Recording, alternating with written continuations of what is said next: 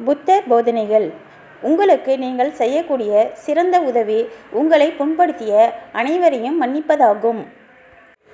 அமைதி உங்களுக்குள் தான் தொடங்குகிறது. நீ உயர்ந்தாலும் தாழ்ந்தாலும் வரும் துன்பத்தை எதிர்கொள்ளக்கூடிய ஆற்றலை உருவாக்கிக்கொள்.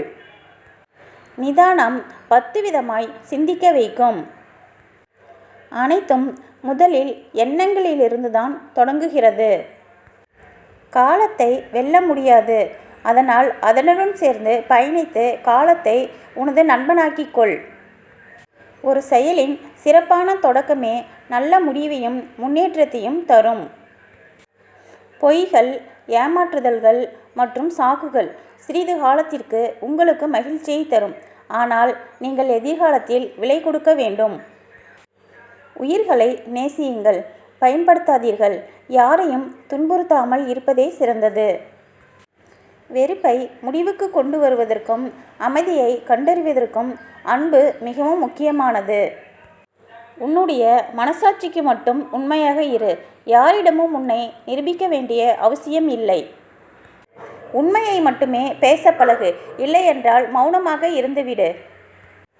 வாழ்க்கை என்பது எல்லையற்ற சாத்தியக்கூறுகளின் பெயர். நாம் சரியான திசையில் அர்த்தமுள்ள முயற்சிகளை செய்து கொண்டே இருக்க வேண்டும். உங்களை புண்படுத்தும் விஷயங்களில் கவனம் செலுத்தினால் நீங்கள் தொடர்ந்து காயப்படுவீர்கள். வாழ்க்கை எப்போதும் ஈகோவிற்கும் அன்பிற்கும் இடையில் உள்ளது. அவர்களுக்கு செய்தி அனுப்புவோம் என்று அன்பு கூறுகிறது. ஆனால் ஈகோ அவர்கள் எனக்கு செய்தி அனுப்பட்டும் என்று கூறுகிறது. வித்தியாசத்தை உணருங்கள்.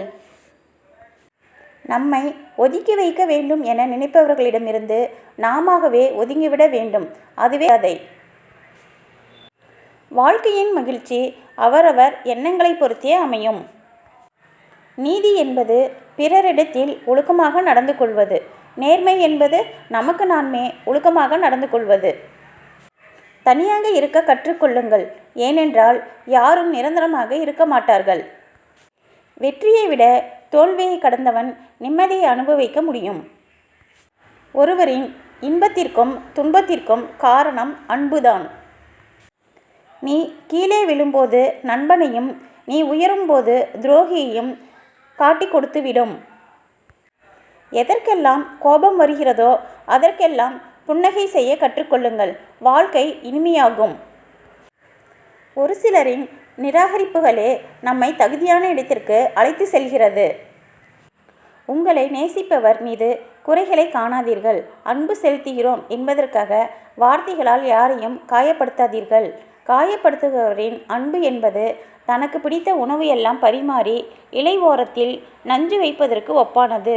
அன்பு என்பது உண்மையாக இருக்க வேண்டுமே தவிர காயப்படுத்துவதற்காக இருக்கக்கூடாது.